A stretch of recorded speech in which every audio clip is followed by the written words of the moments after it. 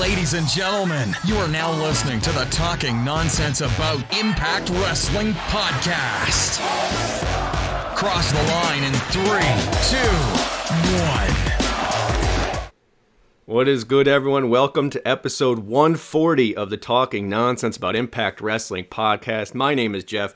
I'm excited to be back, guys. This is our monthly show now. You can catch me weekly-ish on the show Reaction, 20-minute show every Friday or so. Make sure you check out everything. I'm going to get all the plugs out of the way now. Wait till the room fills up. Do the reveal of who my secret guest is for this week, and or for this month. And go from there, guys. We've got a lot to talk about with Under Siege, but I want to make sure you check out everything that's going on this channel. What's up, Lucha? Popping in the chat already. Got the chat working compared to last time, guys, so I'm excited about that. Excited to be with you all. But make sure you check out Lucha. There you go. On Go Power Rankings back here on the channel every Tuesday, 7 p.m. with Dr. Lebert and himself. And then, of course, we tag team for TNA 2K, which you could check on here. We're in the quarterfinals we're coming to. Or we just did, heading to the semifinals for our first Ryder Cup 2023 to crown the first Impact World Champion. Check that out. We'll be doing a live-ish from studio episode this coming week. And yeah, that's all I got, guys. So without further ado, we're gonna talk with today the let's do something relevant here. The John Schuyler to my Jason Hotch, the Sheldon Jean to my Kenny King, and as always, the Tyson Tomko to my AJ Styles. It's Max, everybody. What's going on? Hey, everybody. You know, I realize revealing me to everybody is a lot like when AJ came out with his evil ways and all of a sudden get ready to fly hit. It's probably that kind of nostalgia to most of the people here. I was just talking to Lucha about that the other day because I was saying, I was like, he mentioned that moment, and I was like, oh yeah, that sounds very. I was like, oh shit, we were there. We were there live. So I had to look it up, man. It's been a while. It's been a while for us, man. Excited to have you here. It has been a while. Got a lot to talk about. We've seen some amazing things live. We saw Velvet's first championship. We saw Axel Rotten wearing his own shirt in Philly. And then we saw that. I mean, we've seen some good stuff. We saw one of the greatest matches, I have to say it, that I've seen live in person. I don't know his name then. Maybe I do. The guy who's Charlotte Flair, NXT, he's in AEW now.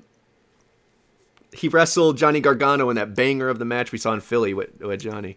Oh, I keep wanting to call him Alberto Del Rio.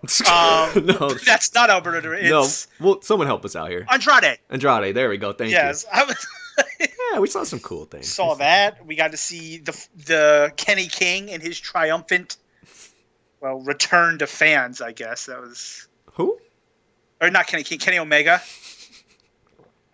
We also saw AJ Styles in. Oh no, that wasn't. We saw the Rumble, but it wasn't AJ in that one. He beat Kevin Owens, I want to say, in that match when he was the. Didn't we see Shinsuke him? No, he won. Shinsuke won it. Oh, that's right. We saw Shinsuke win it and Asuka win it. We saw Ronda Rousey's debut. That's a winner. All right. That's one of the lower moments. Well, this is what's going to be fun about this. We chatted obviously before this a little bit, but you haven't watched wrestling in quite a while. Correct. I pretty much stopped watching wrestling after CM Punk told everybody that he had a company to run. And Tony just sat there nodding as CM Punk just shit on his entire roster. The Snowman. Pro Wrestling. Then his friend bit Kenny Omega.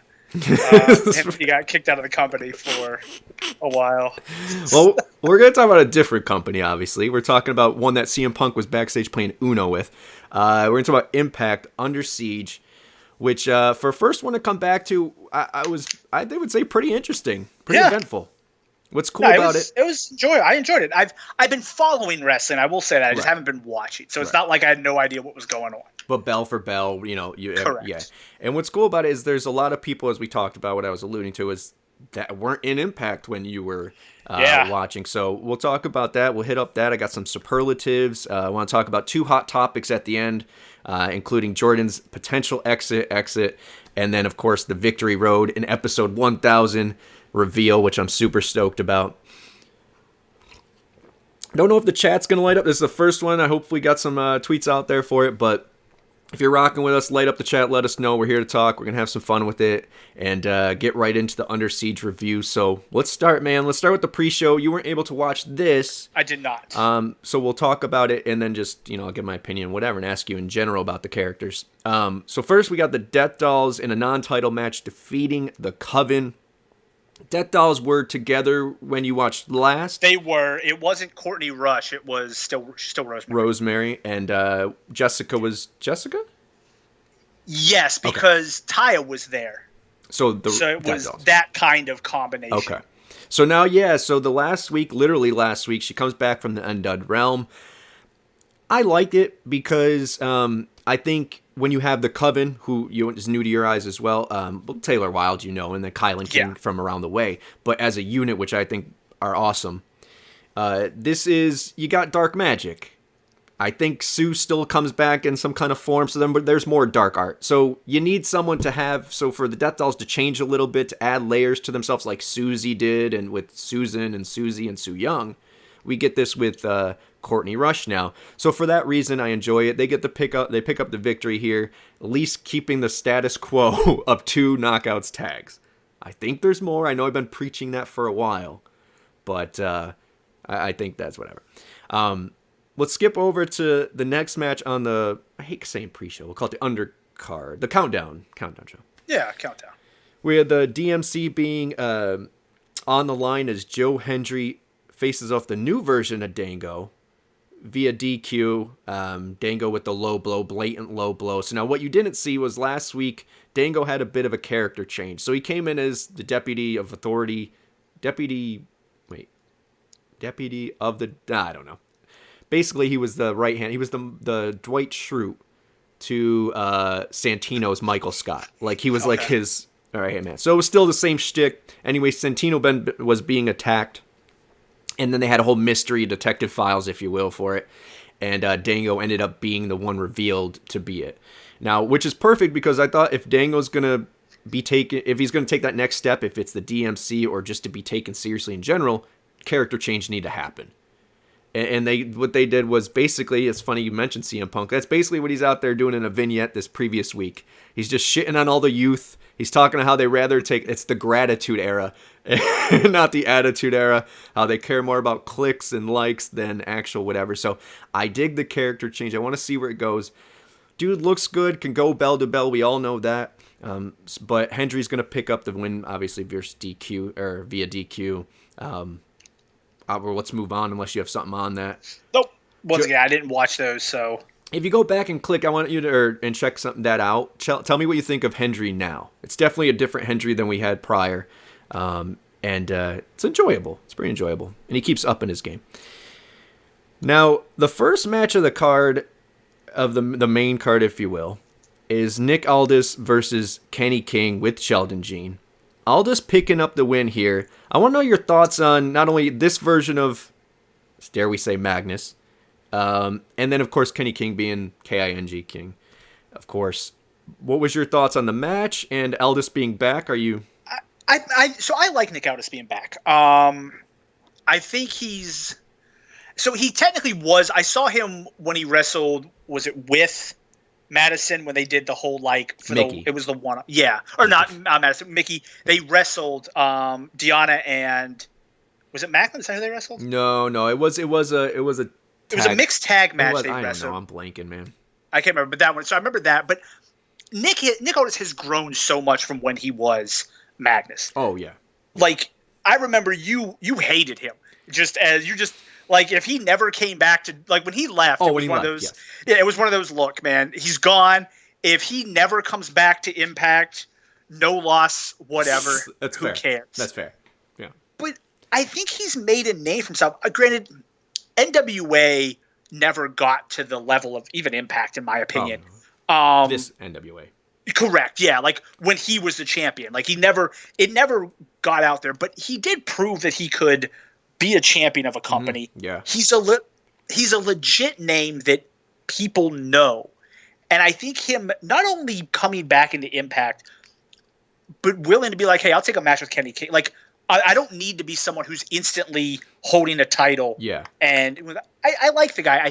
I'm excited to see where he goes. I think he's a legit potential contender for the title, which is important because you need guys that you can see as potential champions to challenge for the championship. And I think he's one of those guys. For sure. We were doing the Impact Zone thing. We were playing around with that. And world title was always one hard to find where you could find legitimate contenders. Yeah. Now, Magnus, I'm going to put him aside. Magnus, yes, no bueno. And I think a lot of it was the exit. Like, we rooted for him when he was going to become a single star. We wanted that potential, and then Dixieland happened and whatever. It wasn't bad, but his exit would put, sour grapes. And then coming back as Nick Aldis, yes, he has that season on him, and I think he can potentially be in that title picture. The issue I have is with the hiring freeze in WWE, is this a pit stop or is this a permanent home? Yeah. And I hope by design he does get a world title match. If it's at Slammiversary or not, it makes sense.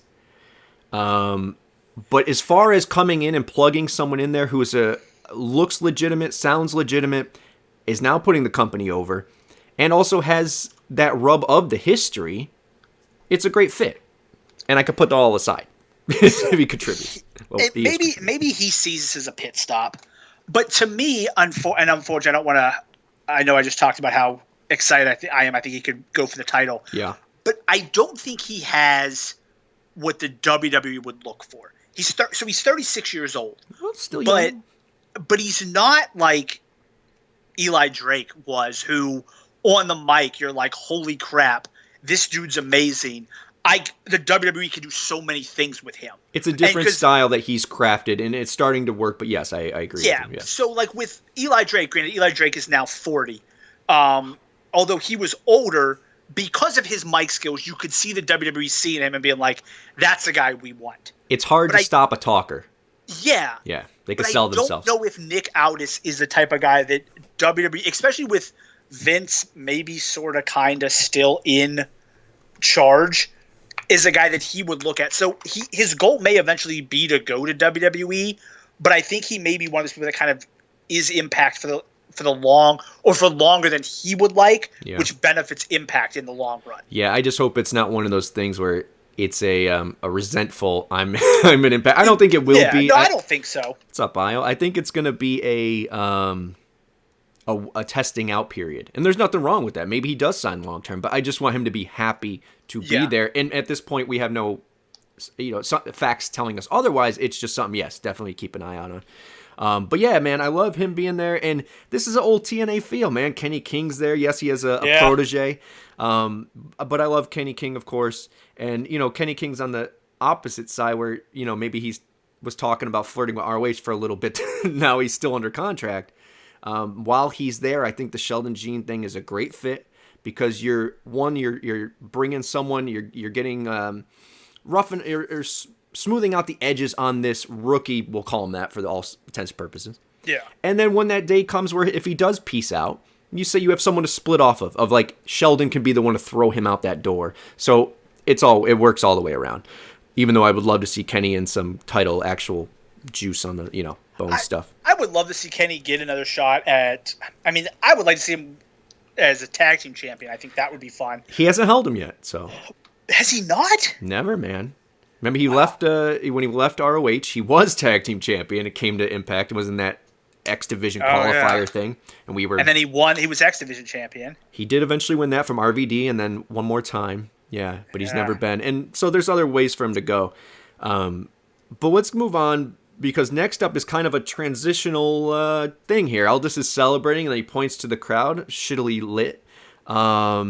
Hey, Critical Sting, what's going on? He said it's got to be the Matrix. We're on a live pod together. But we shoot to Killer Kelly and Masha. The lighting was whatever. I want to make a quick mention that, to be honest, because there's a couple things here where I thought the camera, not camera, but whoever was in the truck, Dave or whatever, was asleep at the wheel. I don't know, man. There was a lot of missed shots. But other than that, everything went pretty smooth. They got to be fair, unbiased, transparent, all that stuff. But Kelly and Masha, I really like this because they had a match. Kelly was successful, then Masha got the upper hand, and then last week Masha got or vice versa, was it? So this is a continuing, and I hate saying this, but mid-card feud in that Knockouts division. Doesn't take anything away from them. Both great. Both can be champion tomorrow, and I'd be happy.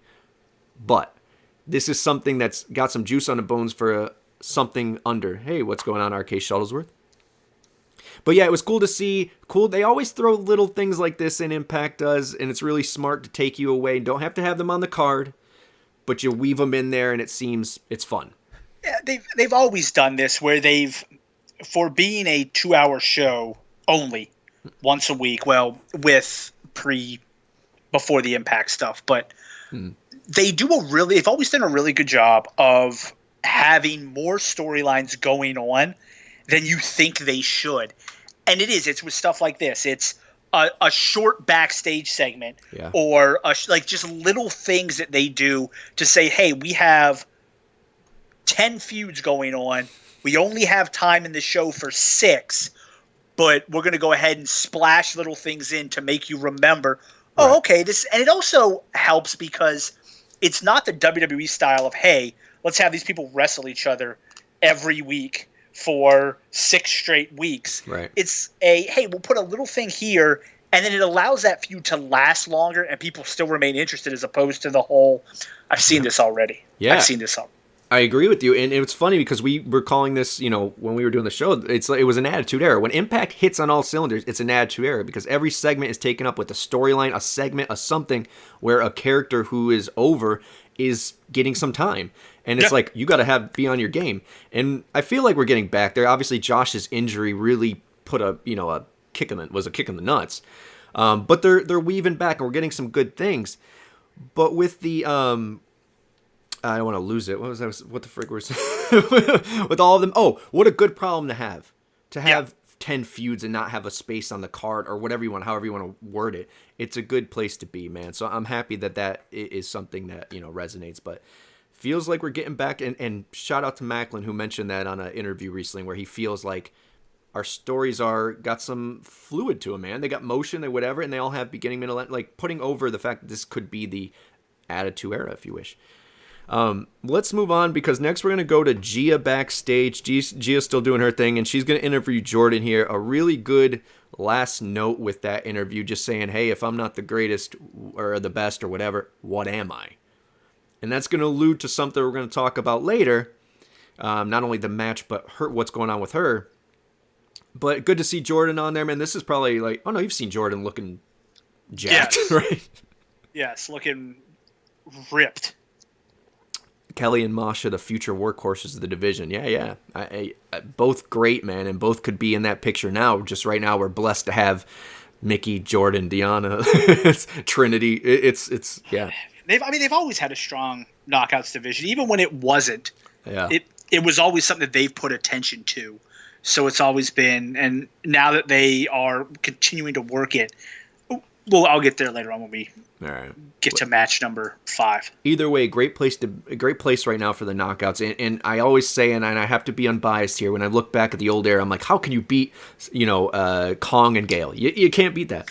But when you look at pound for pound this locker room, and then the level of work these women put in, pound for pound, this is probably the best division. Oh, yeah.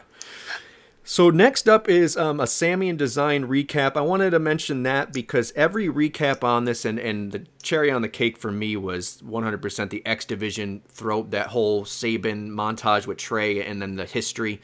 But kudos to the production team who put on these video packages are just, if you're not sold on something, or you're just like, oh, I'm watching this, those things really hype it up, man. So you got to point those out. But we're going to go right into the match, and it's the Design with Khan, who's new to your eyes. Angels had just got there when... Yeah, he had, I don't think he had officially signed. He had like a one-off match. Yeah, that surprise thing he had. That Diener was still a jobber in the... By Design. Yeah. So yeah, now he's the leader. They're going to pick up the loss, but it's to Sammy, Swan, and a returning Jake Crist here. Right, that's the right one. Yeah, Jake Crist. Yes. Let's start with that. Jake Crist coming back. A fan of his prior. Excited to have him back. What does he bring to the fold? I like him. I liked him as a tag team, but we know that's not happening. But no, I think he's someone who I like him. I think he's a good hand. Yeah, I don't. That's not a mean thing. No, I think he reminds me a lot of Crazy Steve in the fact of you put him in a match, he's gonna give you a good match. Yep.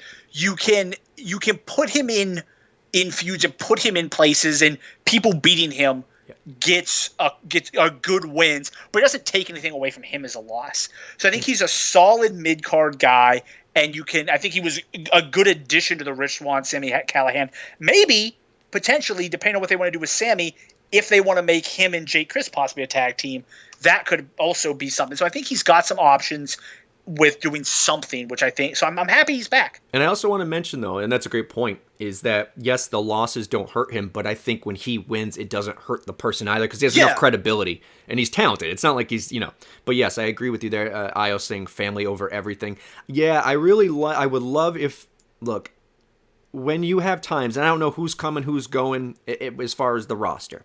We kind of mentioned some things, and we're going to talk about Jordynne later. But when you have that reset, and I don't want to say that, but when you have hey, we're going to get into that next go, which I think Slammiversary is going to be their next point where we got Josh back, we have everything in order, let's go with what we want to go with. There's no bigger, and I hate saying it like this, but a crutch than having guerrilla warfare. And if you can have OVE or some form come back, you have the design, I think eventually we get Team Canada. These things in branding really help the story go. And then I'll save the rest of another group that I don't know, I'll ask you about in the last segment. Okay. But yeah, so they're coming back, they're picking up the victory. Rich Swann, who is Rich Swann, man. Bell to bell is just, Yeah. Sami and Jake getting the win here. Loved it. Thought it was enjoyable. And for me, and I don't want to say this whatever, but I don't know about for you, this was the point where I was like, okay, the show really started here. No, I agree. I will say, we'll talk about the X Division match later, but I was surprised they didn't start the card with that. I'm a big fan, always have been, of X Division matches starting off Impact cards. Oh, you're talking about the main of the championship match later? The championship match, yeah. Oh, okay. X Division championship matches kicking off the cards because they're always so like bell to bell. It's like, that was awesome. Get you ready to go. So I do agree that the Rich Swann, I think that was it. It was really the point where you're like, okay, it was also it was a longer match, so they gave it its time, and it really was. It was the kind of launching point. And after that, I think you hit a lot of not only just really good matches, but big names within matches. Yeah. Now they kind of got like, these are the matches of people who aren't Impact fans were watching. The upcoming matches are going to be the ones that they're excited to see. So that's fair. And that was my thing. I don't, get too off into it. We got time though. The X Division, I won't agree with because I think there's so much story in that one in history. Yeah. You don't want to start off with just use it as the banger or the pace setter. But I agree that maybe this one could have. Yeah. Because Nick Aldis, and even when they did the recap, I went back and I watched what Impact puts out as like the little recap, like, ooh, go border our thing. And even they moved Aldis and Kenny King to like 4 matches into the review. So it's like, it felt like a TV match, no offense. It was a good stuff, but it didn't feel like it set the tone for everything. Regardless, I thought this match could have been the one that did. Either way, it was enjoyable. Next up, we're going to go, you got... No, see, I agree. I think the one nervous thing about if you would have taken that Nick Aldis match and stuck it, let's say, in between the tag title and the X Division championship match as kind of a break, it does become that bathroom break. And you don't like, that's always that's true. That's always a crappy thing if you're a wrestler. Like, hey, what match are you? I'm the pee break match. That's fair. That's damn well I know that's what I'm here for. And they didn't have that, so they kind of stick it at the start to get people who are still kind of excited and ready, and then they just kind of build. And you're giving them 2 names they're familiar with. Instead of being ups and downs, this was a very buildy pay-per-view, I think, which was good. I'm with you, my friend.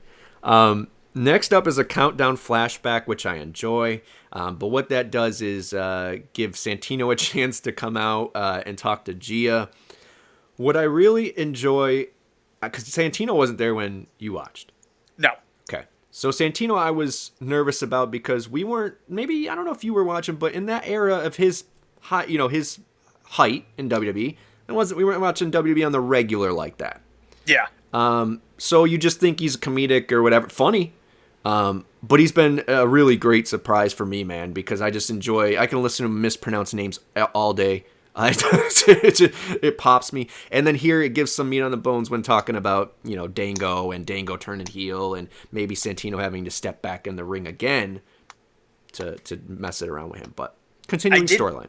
I did previously when we were doing the show weekly mention that I think Santina maybe needs to make an appearance. And with him here, it's a possibility that it happens. I mean, it's possible. Bizarre to you, by the way, I want to ask you that. Bizarre for just him to get the trademark name and gimmick and just be Santino in TNA, or at Impact? Yeah, I feel like it never happens. It doesn't, and I feel like maybe I wonder if that's a lot of with WWE being sold or them talking about them. If it was something like that to where it's like, hey, we're just going to kind of get rid of some of the stuff that we don't need, that we pay for, that fair. We don't need. And he was like, jackpot. Yeah. But then again, they also gave up on Cody Rhodes. They gave him his trademark too. Maybe they just stopped caring about these things as much as they there might be things. Some of it's damage control. Maybe some of it's just right, just trying to save a buck. Because it may be once they no longer feel like they want to put you in a video game anymore. They may just be like, "Who gives a crap about this person's name?" Right. I do want to mention that to backtrack. But when it was talked about who could be that third person. Oh, well, Santino doesn't own the trademark. Impact does. Well, I'm sure they got it. They bought it for him, whatever. But hey, good on them. Obviously, it was in the works. He had a logo before even, you know what I mean, when he came out and all that. So they knew what they were doing. They're selling the Cobra thing. It's a good for them. Cash grab. What a great character. But I do want to mention when we were talking about Crist, could it be Crist? I thought Jake something could have made a cool return here. That would have been interesting. But being Canada and being the fact that Eric Young had just put some out, well, when life gives you lemons, got to get back to work. It felt like maybe they're going to grant him his release too, come back, because we'll get to it. But a return to face the team that killed him. Yeah. To bring him back to his new form, which I think to still be Showtime Eric Young so he could go back to Team Canada would be the greatest moment. It would be my EC3 where he comes back just in the music acting like nothing's wrong. I would love that for Eric Young. But let's move on to Trinity, who definitely was not there when Definitely not. So when we did it to Impact Zone, we thought she would have been, I think we had her a 4-star. Yeah, plus. I mean, yeah. And Impact, she's with Impact, man, and looking good doing so. She's going to face Giselle Shaw here. Giselle with Jay and Savannah, again, her entourage. Giselle looked great, but Trinity picks up the win. No harm, no foul. Thoughts on her being there, the matchup, and I think her being there is huge. There was a period there when we were doing the show where it felt like every person that we're like, man, this person should go to Impact. They'd be awesome. Ended up going to AEW. Everywhere else. Or if they were in Impact and they left, they went to AEW to be lackeys, or whatever. House of Blue. So I think her signing with Impact and deciding like, hey, this is where I want to be is huge. Yeah. But I think I'm interested to see if it, when she's healthy, leads to Sasha or whatever her name is. Mercedes Monet or whatever, doing a run at Impact, because you have the connection of people. You have like the product. They clearly work to get, like, New Japan and Impact clearly work together. They aren't afraid to do that. And it's I'm interested to see if this kind of a we'll see what happens type thing. Get the door open. And I think it, obviously, I'm sure Trinity can obviously probably work other places, which I think is huge. Yeah. And so, yeah, but I think it's a great ad for them, and definitely a star, like name wise, is a massive star. That's what was key for me here is, as I was saying, there's a fan base there, and one, they eat up women's wrestling. Impact has always been synonymous with it, so it works there. Also, I feel like if you look at the landscape, no matter where they are now or not, it's like, okay, would you want to go and win the championship that Awesome Kong and Gail Kim and ODB and all these people that are greats have won, even if it's just a pit stop? I think that day still comes, and my percentage is still high with her. But as far as Trinity, that name value, the interviews she was doing afterwards, the fan base she brought along with her, the full package of, look, I self-admittedly had not been up to snuff with all of her work. But she does Total Divas and all these great things that give her notoriety, fame elsewhere too, which is also a plus. But to see the way she works, man, and this moves, I said this before, she completely brings something, and marky as it is, moveset and tempo to the ring that no other knockout does. And that's cool, man. I definitely agree. I also think, I didn't get the whole reasoning on why, or if there were updated reasons on why her and Mercedes left WWE. But from my understanding, it was because they were the tag team champions, and WWE was like, hey, you're going to be tag team champions. And then like, no, we're actually going to have you each wrestle for the title instead of being tag team champions.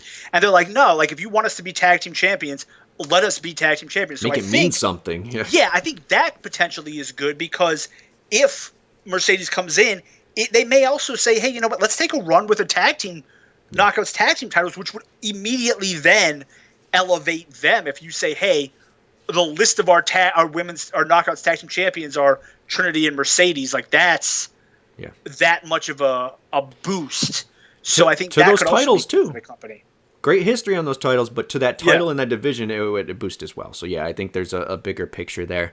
But speaking of new tag teams, okay, so let me address RK Shells. We're saying Impact is slowly growing their audience, as we can see coming up. See Impact New Japan waiting for a key moment to bring in this Mercedes. Yeah, it's all about timing, and the injury doesn't help, but you want your most bang for your buck. I think Slammiversary would have been a really good moment for it, but we'll see. I think in time, you just keep doing what you're good at, and people will notice that, and that's what Impact's been doing, man. Slowly making smart moves and long-term plays on the people they bring in, the things they do. They're not blowing their load on this person or that. And it's paying off now when you can do a little bit of that. So we'll talk about that, and including re-signing their people. But Gia's with SubCulture back there. This is my first time of seeing them all together. And I'm going to say it, man, because ABC's clicking. Pun intended, but also I love ABC that they're not called the Bullet Club. I mentioned that multiple times. I'm glad they're doing that, building their own IP. But they're on a different level. And this right here, to me, felt, dare I say, Motor City versus Generation Me-ish. You had the team that's more established in Impact. You have the new crop coming in trying to make a name for themselves. And this match, I texted Lucha during it. I said, you got to sign these MFers now. You got to sign these people. I don't know, obviously there's a lot to play in it. Do they want to be there? Do they want to be there for the long term? I know they worked the tapings, spoiler free. Visas are things, all that stuff. But if they want to be there, this is a team they got to lock in, because that is a tag team that could go toe-to-toe with ABC for years if we wanted to keep them in that division. No, this was my match of the night, mostly because I'm a huge Bullet Club fan. Right. And although they go by ABC, they are Bullet Club. So anything that happens with them is going to get an extra star to a star and a half, much like the AJ effect. Anything AJ's in becomes the greatest match on the card. But I agree. Mark Andrews and Flash Morgan, they're good. Yeah. And they were good in NXT UK.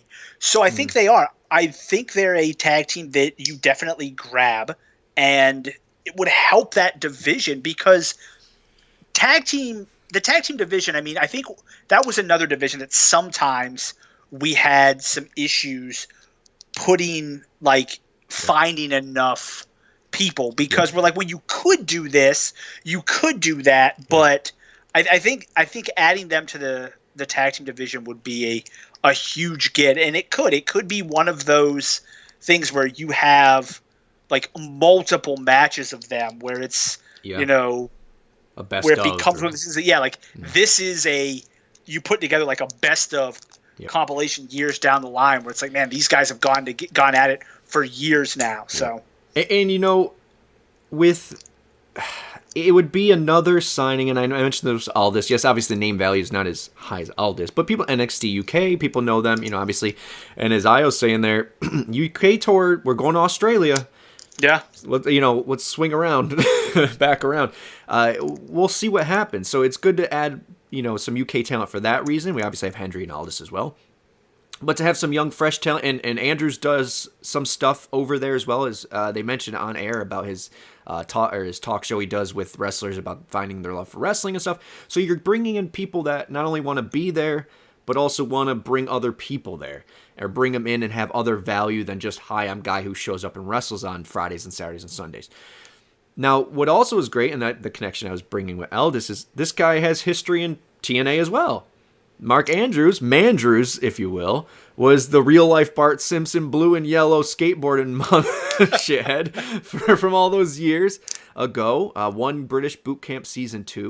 So he has history there. And I know it sounds whatever, but sometimes no matter what profession you're in, you want to check off that box of like, okay, yeah, it didn't end exactly the way I wanted to. I had high aspirations. I went somewhere else. Yeah. Now let me play around and have some, some quality stuff here. And I'm excited, man. I really hope this is something that sticks with them. Because you're right. And that's another thing is we got to look at is, are we, I mentioned blowing the low, but are we spending tons of money on X, Y, or Z that people wanted to us for the past 3 years? No. But are we making smart decisions to where now we have all these diary shows, we have post shows, we have all these different things we can add that they're adding. There's reaction shows, there's Sammy's show on there, there's Taylor's show. They're adding all these things to Impact Plus and their content. That costs money. So now adding some other people like this who can, fit in and also add some more content with managers doing other things. They're creative cats. I think it just works, man. I really do. I looked at their ages, and I mean, obviously Ace Austin and Chris Bay are early or mid to late 20s. That's crazy. I would call them more the mid, 26, 27. But Andrews and Webster are early 30s. Wow. So if you sign them, I mean, this is another 5-6 years of these two or these four being like mainstays in the company, which is another big thing that's important. It's good not to necessarily just grab guys who are 39 years old. Right. Like grabbing the young guys is important. Well, that's what I was trying to go back to full circle was when the company starts bringing in more money and they can use it in strategic places, you can now start adding depth to a tag team division. Now, I know it sounds silly, but let's call a spade a spade. Am I going to pay for one person or am I going to pay for two and just throw a couple guys together we would use as singles we have nothing to do with? We're getting away from that. We're starting to, and if they put the rocket on Decay and now the good hands are having their come up, they're starting to build the depth by being able to build the depth. So it's a good place to be. But let's move on to, like you said, there was no pee break here. This was boom, boom. We get a video package, which was that beautiful X Division 1. About the history, about what Saban said this previous week. Trey, who's just keeps leveling up. Trey Miguel victorious in some kind of shenanigan-y way, but I thought it wasn't used anywhere else in the show.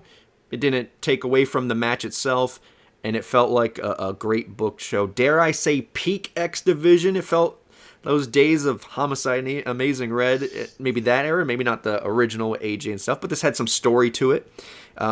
And was just a banger, a well-told story. Trey Miguel victorious over Chris Sabin after spraying him and whatever, but still victorious. Your thoughts on Trey as champion, this version of Trey, because I don't think you've seen that yet, heel Trey. Yeah. And then Chris Sabin, being Chris Sabin. I love him. I think he's amazing. I think it was when we went to Slammiversary. I don't know if that was when he kind of Trey, was that when he first had like the Spider Trey gear? That was the debut. So it was back then. It was one of those things where it's like, okay, he's starting to put it all together as a singles guy, but he's still missing something. Like he's like Trey, almost there. Trey was, he was almost there. And I think what he's doing now, his gimmick and everything, like he's just knocked it out of the park with it. Yeah. It wouldn't surprise me if in the next year or two he is champion. World champion. I think he's putting it together. I think he's ready to make, or at least a legit like contender and title shot. DMC where you're like, already ready for the next step. Yeah, like I mean, he's amazing. I think he's continued to grow. He's really become his own. He's I think it's now to the point where he is a singles guy instead of just one of the Rascals. Yeah. And I said this last week on the reaction show. I was just saying, and I try to make a mention of all the time, but you're right. And it wasn't, Trey was never going to get there. You could see his potential oozing out of him. Yeah. It was just he needed to discover, if it was confidence or what, discover who he was, and they totally found it. And it works really well. Yes, we could eventually have the Rascals behind him and do something like that long term, but he's definitely a star. And I think one of the things also hindering him is this turd base of fans, not ours, but just in general the community, who says, oh, he looks like whoever, and that's always been hindering. The dude has personality. He could talk on the mic. He can go. He looks the part. He's his own person now. And, man, he just keeps elevating. And then Chris Sabin, Chris Sabin's that dude, as I was saying. It just, everything, he gets better with age. We always said it. I think we agreed. I'm not sure if, maybe it was us. But Shelley was the guy. Yeah. He had that charisma. He had that weird quirkiness that you're like, oh, I want more of him. Love Sabin. Hail Sabin. But as far as single star, you saw Shelley with that. Now it's to the point where you got Shelley obviously going, spoiler alert, against all odds as the number one contender, but you have Sabin rocking out as well and putting on bangers and just feeling important. I mean, you look at Motor City Machine Guns. I'm sure I could think of one if you went back, but finding a tag team where they're so great together but legit, both of them by themselves are just Beer legit money. Stars. I mean, beer money might be it too. But even with but I mean, that doesn't happen. Normally you have one Shawn Michaels, one Marty Jannetty. Like that's one Bret Hart, one Jim the Evelyn Knife. Where you clearly have one like who's above the other. I and think, in this case, I think that's for different reasons. Even with the Hardy Boys, like as much as I like Matt Hardy now, he was always the other Hardy. No one was picking Matt Hardy to be used in video games. It was always, I got it. It's the other guy. V1 was great. Matt Fax. So look, Matt has always done something that what kept the Hardy Boys going for all that long. I don't think they go that far without him because he's the mind, he's the creative aspect. I agree. He's got, he's a professional, whatever. But I get what you're saying. And I think a lot of times back in the day it was because, hey, we got this young kid who we think's going to be good. Let's put him with someone who's the straight-laced guy or the vet who's not doing much, and let's, But then there are some where they're the same age and just one's going to hit and one's not. It's inevitable. Yeah. But in this case, man. You get the outsiders, but they don't count because they were stars who just what? Stick them together. Well, let's continue because we're talking about Shelley being the number one contender. I was actually saying I didn't have a pick in the beginning. I said, okay, Kaz makes a lot of sense, but I think him and Eddie are going to feud, which I love. Moose, I don't know where he's at with his contract. Maybe he'll job out before he leaves, but I hope he stays. Gresham, great. Love Gresham. But there was no build to that, really. Yuya's, green. Not green by any means, but he's a young lion. Yeah. But Shelley, I could just see the promos, and it's not because him and his Nash's Against All Odds famous promos. It's the Against All Odds video packages of Against All Odds. Alex Shelley has made it. You know what I mean? Like, it felt right. Could have worked with Kazarian as well, but it made sense. And Shelley picking up two big wins this week, and Shelley is now going to Against All Odds. I thought this was a great match. I don't really have any critiques for it. I just want to know, looking at all those guys, what did you think seeing them for? Oh, I thought the match was great. I was torn because I wanted Moose to win it because I really like Moose, and I think he's obviously a great champion. But I don't want him to be the guy that champions beat to kind of be like, yeah, I made it. Like, right. I don't want that. And I was afraid because obviously I don't know contract wise if he had re-signed. And I was kind of afraid that was going to happen. He was going to win. Maclin's going to beat him. It's like, yeah, I overcame Moose. Just like the whole Josh thing was like, I overcame Moose. Like, all right, we get it. Like, it's Moose. The there is history with Maclin and later, but still, yes, I get what you're saying. I didn't want that. I'd much rather Moose's next title shot be a return to Moose, like, him being the man. Yeah, as opposed to just a guy that gets the shot. So I think Alex Shelley is a great pick. I think Eddie would have been interesting. And I think Jonathan Gresham down the line will be a very good contender. But I agree. That's, to me, Gresham Maclin would need to be something that builds as opposed to just I won a match and got a title. Yeah. It needs to kind of be something where like Gresham goes on a win streak and then it kind of builds up. Because I want to say, if I remember correctly, when Gresham was ROH champion, he wrestled and beat Steve Maclin. I want to say he defended the ROH championship, I thought, against Maclin at one point. Really? I think he did on Impact. Let me check. Where's Criticals? Oh, yeah, he did defend against someone on Impact, right, before it was bought, ROH. Yeah, like when while you're looking at no one gave a crap about ROH, he was on Impact defending the title. I want to mention... I think he defended it, but let me check.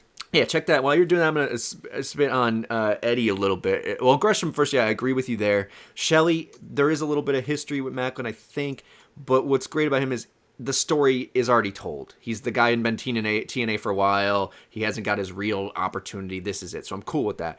Eddie and Kaz I see working together, but I want to say this. Kaz is been great, especially with those interviews he's been doing, the hype that and him choosing to cross that line again. Eddie, this is the best form of Eddie that I think we will ever see. He looks like the old vet, and I don't want to say old, but he looks like that vet who's, you know, the sheriff of Impact. He looks the part with Lish. It makes a lot of sense. Once he finally turns face again, and they go back to his old theme song that everyone sings, it's done. Eddie is going to be, right back in the thick of things. Not that he isn't now, but, right back to where everyone's respecting Eddie for what he is, which is greatness. So, yes, January 9th, 2022, Impact Wrestling taping. Jonathan Gresham defeats Steve Maclin in a Pure Rules match for the ROH World title. And then on another taping, he defeated Maclin by DQ. So they have some history there. Yeah. Critical when he was Sting, ROH by the way. champion. Critical Sting beating us to that. He's defended against Maclin on the second show after Hard to Kill. They had a non-title rematch, and Maclin got DQ'd. Thank you, guys. Okay. Critical Sting always coming in clutch. Max got it, too. But give you your credit. He also defended against Too Cold Scorpio, too, but that didn't have nothing to do with Impact. But still, he wrestled Too Cold? Back in 2022, yeah, Jonathan Gresham defeated Too Cold Scorpio. That's cool. I didn't even know he was still wrestling. Well, let's talk about that really quick because we're going to, obviously jump to Maclin in a little bit, but Shelley's going to get that match at Against All Odds. It looks like they're feeding people to Maclin. Not to say that, that's chump change he's beating, but it was just PCO, Rhino before that. They're getting some victories under his belt. I expect that to be what happens at Against All Odds, but we'll get to his reign regardless. But it looks like they're putting people in his place so he can at least get some defense, successful defense under him. Next, Gia's with Trey. She stops him before he's walking outside or leaving or whatever. And then Chris Sabin and him getting a little scuffle, which is good continuity there. Obviously, he just screwed over Sabin in that way after a great match. Like it there. Keep it going. And then with Shelley just literally in the segment before telling us, hey, I'm winning this. I won it. Now I'm going to be taken Against All Odds. I have other plans. It gives Sabin something to do still. It's it's not like, oh, Sabin's going to be my... just dicking around. So that worked. But next we go to Jordynne versus Deonna. Deonna successfully defending the Knockouts title versus Jordynne Grace. Jordynne Grace no longer allowed to challenge for the Knockouts title until Deonna is no longer champion. That was the stipulation. But this one is a war. I thought it was good. I don't know if it was their best one, but it was damn good nonetheless. And, Deonna, long may she reign. So Deonna back in the thick of things since, well, maybe she was when you were, last see, but Jordynne, man. So Jordynne, taking the L here, and we know, is this where we want to talk about her exit, or? Yeah. So match-wise, I'll say, I think that years from now, when you look back at, like, Impact Wrestling, this is going to be the Knockouts feud that you think of, is Deonna and Jordynne. They're the two biggest names, like, throughout this time. I texted Lucha during. I said, "This is our Gale and our Kong. Like, this is our era." That's what it is. Like, it's when you think of like great women's rivalries in the past, like this is going to be one that you think of. Yep. In terms of her exit, I think it's a temper. I mean, I think it's a temper thing. I think she wants to be a bodybuilder. If you look at her, she looks like she's been doing competitions. The entire roster. And I think that's what she's going to go to. I don't think this is a leave and go to WWE or leave and go to AEW. Yeah.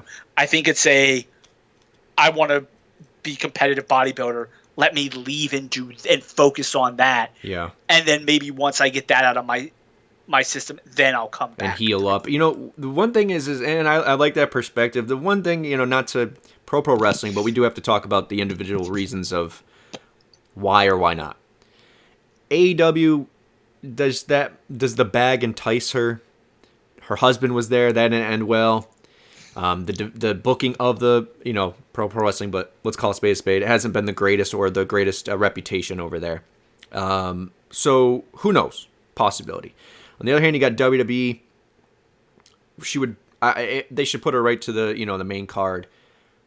But the thing that makes me wonder, and this is why I don't think it's all about money, is they're making sure to mention, millionaire Jordynne Grace. She hit the million mark with her, you know, extra content she does for, you know, whatever. She has other things she wants to focus on. Maybe she wants to heal up. She wants to do other things outside of wrestling. A few things give me hope. The money's not going to drive her. If she's making bank off of her photos and stuff, you are your own boss. Why do you need someone else? You can pick and choose where you want to work, under what conditions, and how you want to do it. I just think, and I don't want to be too optimistic here because who knows what happens, but the way they worded it as well, she cannot challenge for the title before Deonna, or while Deonna has it. Watch someone beat Deonna and Jordynne come in juggernaut heel right after that moment. I could see that happening, and I'm hoping that's my hope here. But when she has the bank going already, that bank account's growing, you can choose what you want to do. And is it bodybuilding for now and heal up and then choose where you want to wrestle in some amount of time? Sure. But what I also I don't want to say that's the reason, but it feels like every time, if it's Sammy, there's someone else I'm missing, or if maybe it's Jordynne, I hope that's the case. They always leak something to Sean Ross Sapp that says, this person's going to be a free agent. Will they go somewhere else? And then they re-sign with Impact. So it gives them buzz and whatever. Not saying that's what's happening here, but that's what I'm hoping. Yeah, I think I do agree. I do agree. The way they worded it definitely leaves open for return. From AEW, I kind of agree with you. Unfortunately, she's not an ex-WWE star, and she wouldn't be a homegrown AEW talent like Britt Baker. Yeah. So therefore, I think she's just going to be one of those people that if she goes to AEW, ends up on ROH. But she's so talented. Like, how do you do that? There's so many, but there's so many people in that same boat. That kind of tends to be their thing. It's like, hey, these are our people, or you're an ex-WWE person with Xavier Woods' ex-girlfriend, Paige. And Tony Storm and stuff. Like, that's who it is. Like, these are the big names. And so it's like, cool, she doesn't fall into that. Critical Sting actually mentioning that one thing that goes unsaid, Impact talent never gets booked right in AEW. Yeah. Yeah, because they have to cater to it. They have to cater a group who generally has to, we all think alike, shit on Impact. It's a mentality. And then also, I agree with you with the content thing. Like, you look at you look at someone like Mandy Rose, who basically got fired from WWE because she's like, look, I'm making so much money with my pictures, I'm not going to stop. Right. Oh, that was, yes, thank you. Yeah. Oh, well, who cares? Like, she doesn't care. I'll just pump out more content now. And that's kind of the thing with Jordynne. Like, if she's making the money with other avenues, she doesn't have to worry about going to WWE. Right. And it's not if I'm not there, I'm poor type thing. It's the artistry compared to the dollar bills. Yeah, I agree with you there.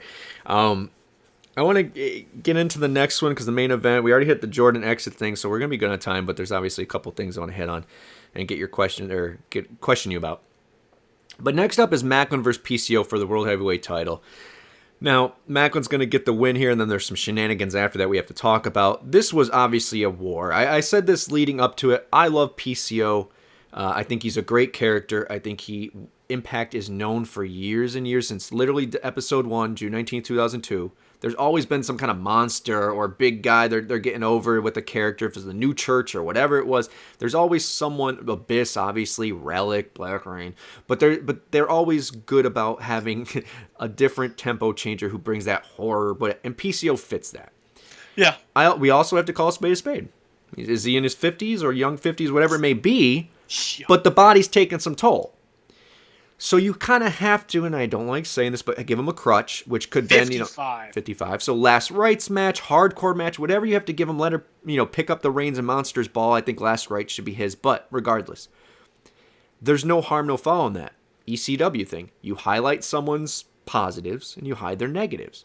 And this match was a showcase of that, because this was, from beginning to end, one of my favorite matches on the card.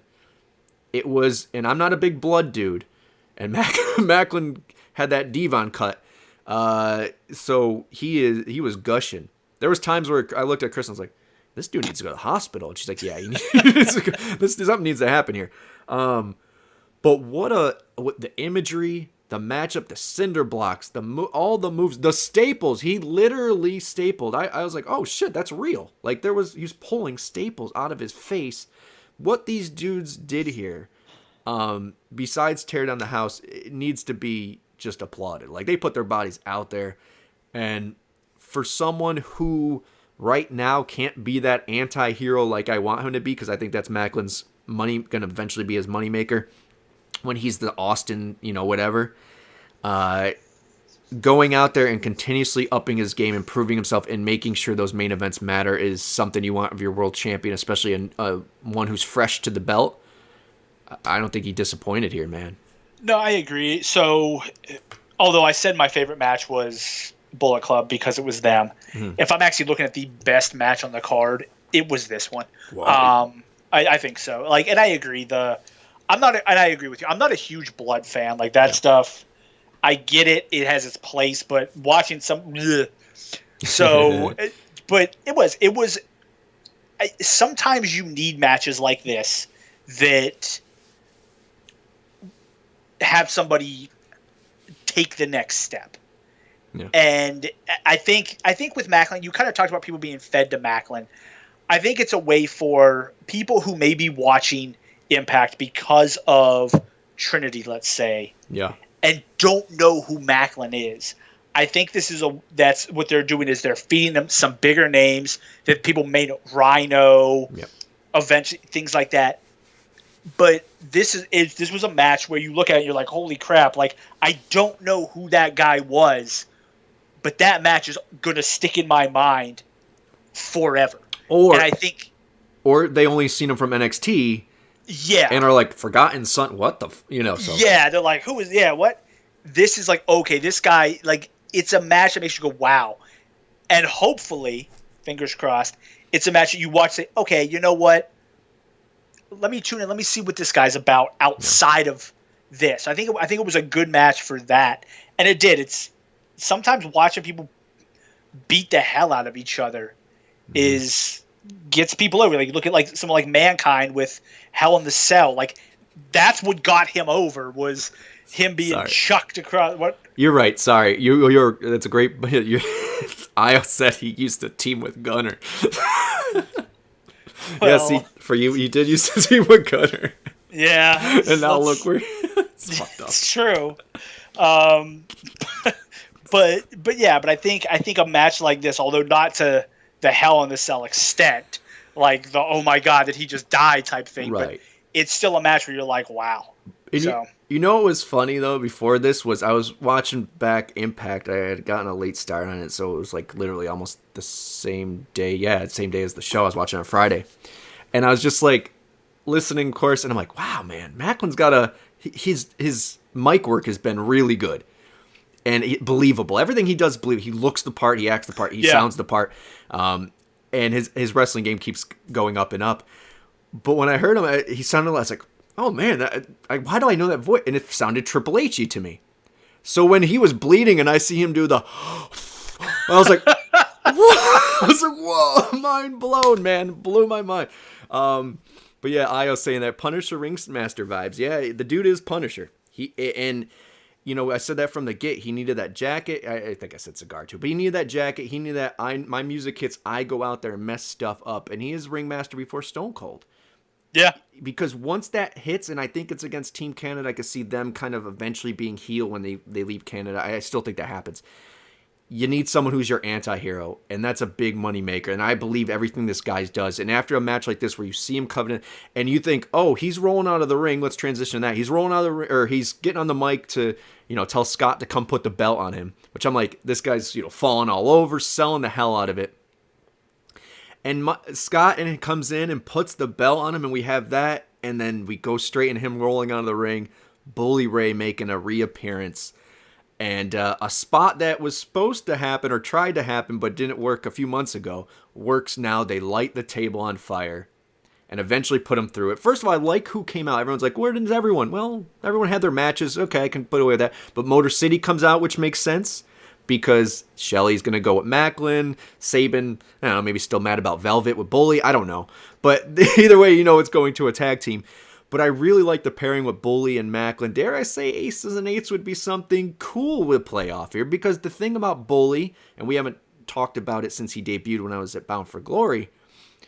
The problem is everyone's like, oh, he's coming and taking a spot. He's not elevate. Everything he's done besides a small feud with Tommy, which when it had Hardcore War actually elevated all the people that was in there. It's elevated someone who's young. The Good Hands, Masha, whoever they're facing. So this only elevates Maclin to be associated with Bully. Bully's not going for the title. It's not like anything like that. But I think this also means we get Bully versus Scott, which is something Lucha's been talking about for a while. So I don't know, man. I thought, look, you could have ended with that match and we could all been happy. Wash your hands. He gets his belt on. Maclin, bloody face, camera pans. Cool. That's not what happens. We get this extra wonderful juice to the meat on the bones. I loved it. It came out of nowhere for me. When it happened, what did you think? I mean, that was my oh shit moment. Like, okay. Like you see them light the table. You're like, is Scott really going to take that? Because it's been a while since he's wrestled in the ring. I mean, since when was Team Canada? I mean, like, when was the last time he was an actual wrestler? I mean, I know he was Team Canada. He did all that stuff. Yeah, he had a couple things within Team Canada, but as far as on the regular, I mean, he's been training for, so who knows? I don't know. Yeah, but to take that was big. I mean, we'll see what happens. Obviously, a little disappointed. He is a member of Bullet Club. The fact that they just let him, never officially left, by the way. Right. Has never been beat. So he's still a member. Yeah. But the fact that, that was a little disappointing that there was no save there, but hey. Yeah. And as they're saying there, this is going to conclude with D'Amore's hometown and Windsor at Slammiversary versus Bully. I think very much that makes sense. It works on so many levels. Once again, yes, Bully's not elevating someone, but that's a special attraction match, just like at Bound for Glory, we once saw Hogan versus Sting. And I said the same with Dreamer and Bully Ray. You got to have these moments where it's like something different. And this show, for to wrap it all up in that, was a little bit of everything you could want, from Hardcore and Blood to X Division style to tag team or knockout. And this, the person who's in charge of the company being put through a flaming table was just a cherry on the top of it. No, and I agree with you. It's one, when you bring back these older stars, you can do one or two things correctly with them. Either A, use them to elevate talent, younger talent, or B, you do something that's just kind of a attraction or exciting. Like, hey, right? It, like, with him, we have Scott, you have Bully. Like, that's an attraction. It's a good storyline, and no matter who wins, even if by some random chance Bully wins, you're not burying a younger star to put Bully over. Right? It's like, okay, cool. They can just play this whatever, and that's why it's a good thing. Same thing with Bully and Dreamer. Like, no matter who wins that match, it can go fine either way. Either way is whereas if you say, hey, let's have Bully versus Trey, Trey has to win that. And if he doesn't, you're like, well, that was dumb. Right. Like, that was a stupid feud. So I think this is a good way of getting Bully involved and really allows you to kind of go a couple different ways. Look, they're utilizing him to the best way possible. He's great on the mic. He's still a presence. He looks in the camera. It's a shot. Like, the dude is legit. And people bring up his age, but no one brings up Jericho. I'd rather watch a Bully match than a Jericho match, to be honest. And that's not, once again, pro wrestling. Or Sting. Yeah. Sting's still in AEW. Jeez Louise. But it's not really that. It's just they're finding ways, like you're saying. They're not putting him against Trey. They're not putting him in spots where that gives us that moment. It's smart booking, and he also has Busted Open and all these different things, just like I was saying with Aldis or maybe Andrew's event. These Trinity that bring something different to the table, not just I'm a wrestler, I show up Friday, Saturday, Sunday. He's also been involved in wrestling forever. Yeah. And he was in EC. So, and I know we've talked about it. We've kind of compared that Impact is, if WWE is WWF, obviously. Yeah. AEW is WCW. 100%. Impact really is ECW. Yes. And having Bully there, who saw what ECW did, saw the mistakes they made, saw the correct decisions they made, having like working with him and just being able to be like a good relationship and maybe bounce some stuff off of him as like, hey, is a good thing. It's not a negative to do that. This isn't Hulk Hogan coming into WCW saying, I win over everybody else. This is or TNA and doing. Yeah. Well, I think that's also a good point is because, and D'Lo, I want to mention that D'Lo backstage producing, at least for this loop again, it doesn't hurt to have more minds that have seen everything to help us get back to where we want to be. And I think that, are we going to be wherever, but long term, in a couple of years, I could see us hitting some really big heights. And one of the things I mentioned on Reaction, I want to pick your brain really quick with, and then we'll get back to maybe just giving this a grade, and I will say my favorite match as well, is there's a lot of TV deals being handed out for wrestling. Yeah. And if you do any research or you talk to him, there's a couple things. I've been saying it, beating that drum for a while. Nostalgia is going to be big because it's easy programming to hook you and your kid and whatever on. Family time when we do get it. And then also producing, especially for cable television, producing 52 weeks of live content or fresh content is not heard of on the regular. That doesn't come cheap. So when football season's over, some of these stations are, oh shit, all right, let's get an award show. They need that, something that Netflix and all those don't bring. So is it impossible in your mind that maybe not getting rid of Impact on Access TV by any means, but selling some first view rights is around the bend, or at least a possibility because of where we are. We're locking up talent, what our product is, the names we're bringing in. But I mean, what AEW's on its 5th show or some shit on TNT? TBS? Yeah. WWE's getting bought up and doing all things. I think it's a possibility sooner rather than later.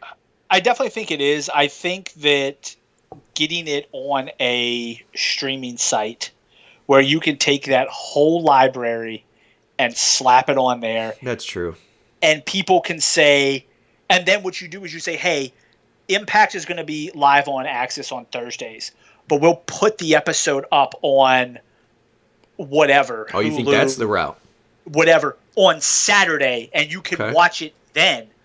That's what I think the best option is, because I agree with you. The nostalgia is big, and I think there is I know from being on Reddit and stuff, I've seen people talk about with AEW, they want them to get a streaming deal so that they can put up all the old ROHs, and I can go back and watch all the old ROHs. Yeah.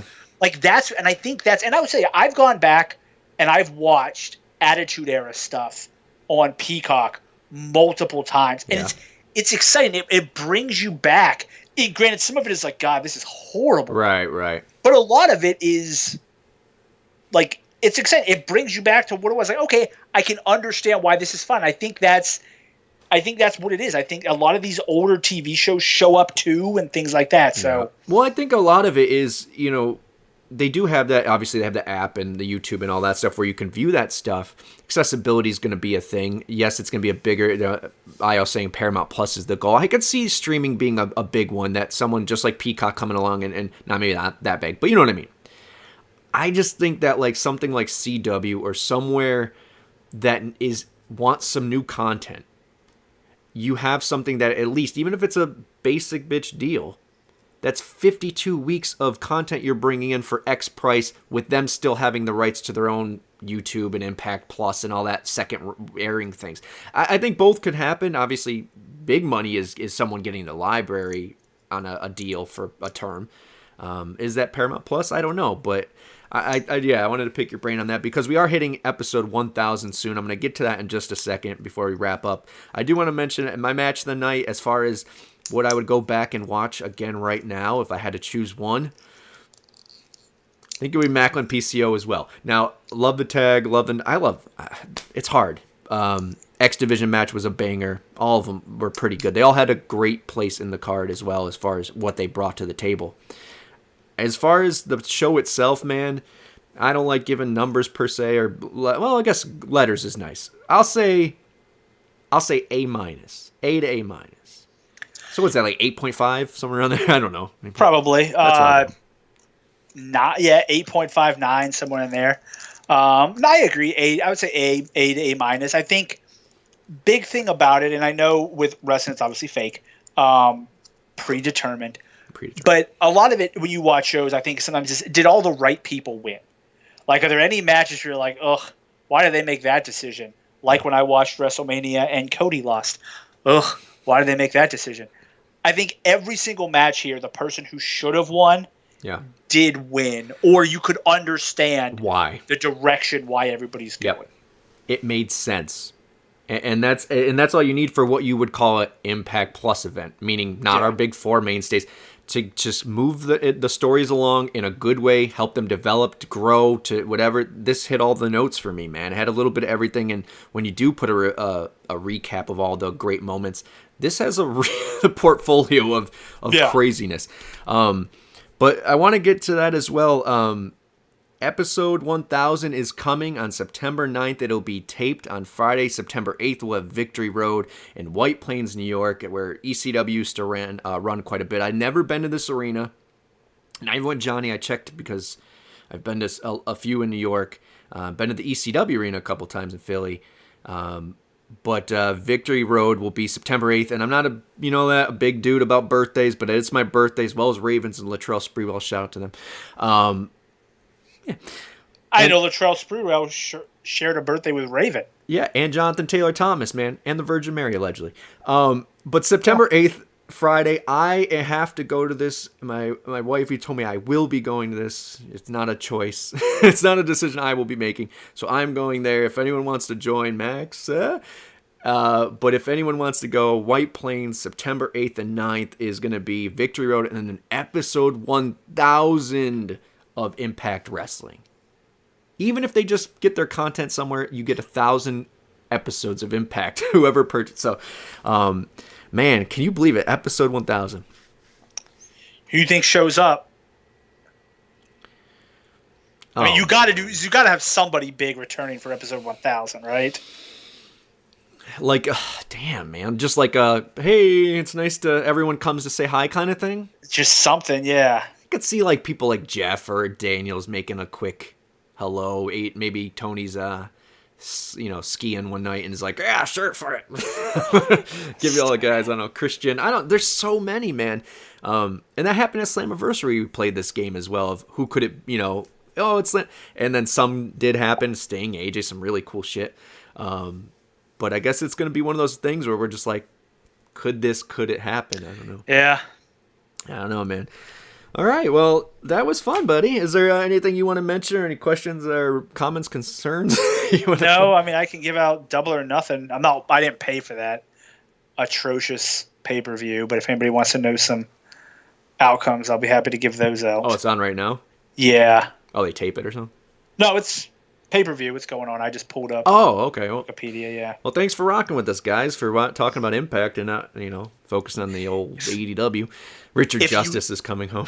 If you guys want an awesome picture of what AEW's Fight Forever is going to look like, Google Eddie Kingston Fight Forever and look at the graphical masterpiece that is this game. Man, you showed me that. I couldn't. I love pro wrestling. I don't hate on it, but hey, man, nothing beats when you had that image of Booker T from Raw versus SmackDown and Booker T versus Impact game. He looked better in the TNA Impact game than he did in WWE, and the Impact game was like 10 years ago. Oh, that was rough. That's great. All right, guys. Thank you for rocking with us. Make sure to like and subscribe on this channel. Check out Reaction on Fridays. Go Power Rankings with Dr. Lebert and Lucha on Tuesdays. TNA 2K crowning our first world champion still. The tournament's going. Continues this Wednesday. And then if you guys are missing me for some reason, I told you guys before with the health and all that stuff, and thanking you guys for kind of helping me get to where I'm at. I've done a little work on the side here, trying to get a portfolio, if you will, built for myself. Doing some reaction videos, doing some mixtapes, got a murder mystery coming on there. All this content that I'm working on my little time I have. If you want to check it out, help me out. Subscribe to this channel, of course, as I was saying, but subscribe to that channel as well. It's on YouTube at The Great Reclaim. Check it out. It's me. I got a G-Reacts, got a mixtape. Gonna have some more stuff coming. We're gonna do hopefully a Nick's off-season thing at least once. But yeah, thank you guys. I appreciate you. Max, you want to say adieu? Later, everybody. Hopefully, I'll be back again at some point. Yeah, well, bless us. You'll bless us with your like presence. The Good Brothers. I show up, vanish, and then reappear. Collect that check. Exactly. And we don't sit in catering if we're not booked. So that's Max's shtick.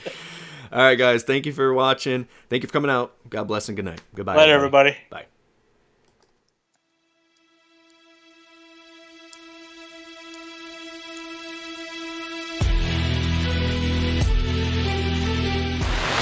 Ooh.